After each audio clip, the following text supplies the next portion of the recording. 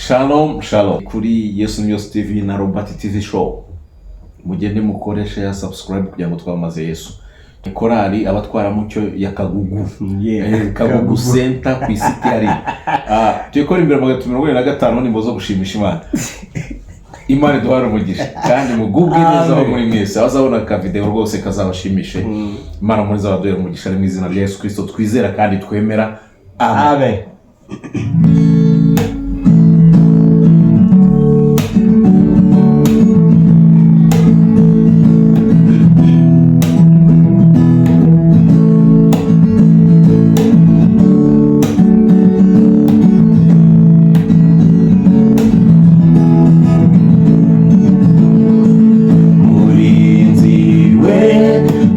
Menyeshigiye iwatuse ni mudero ati joro yijimye cyane uracyaha nyuma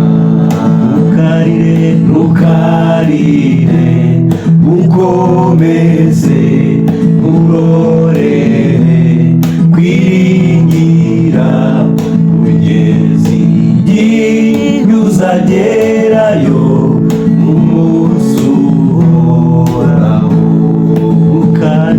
ntukarire ukomeze nturorere kwiringira kugeza igihe uzagerayo ku munsi uhoraho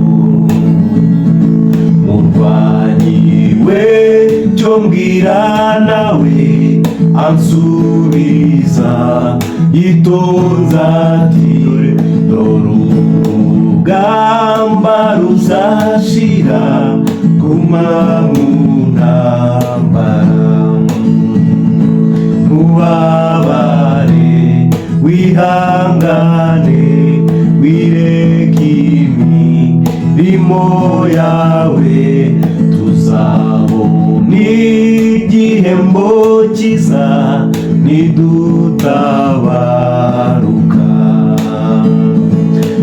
ntubabare wihangane wireke imirimo yawe tuzabona igihembo cyiza nidutabaruka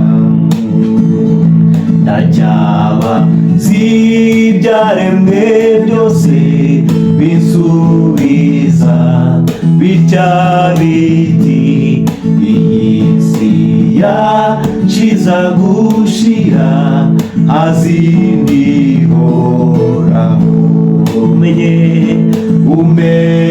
ibyo bimenyetso bigaragaza kuza kwe kandi byare nk'uko bingana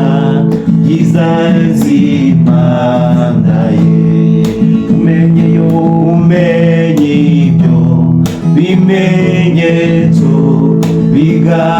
bigaragaza kuza kwe kandi byare nk'uko bingana giteza impanda ye twishime mu mitima yacu y'ubwimuhi nari hafi duhure tuzaruka tutakibabara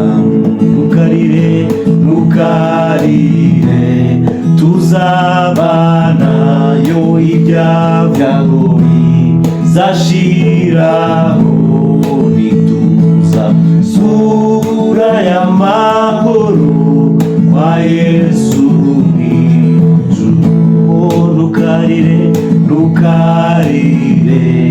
tuzabana ibyago bizashiraho nituza sura y'amahoro kwa Yesu mw'ijuru ntukarire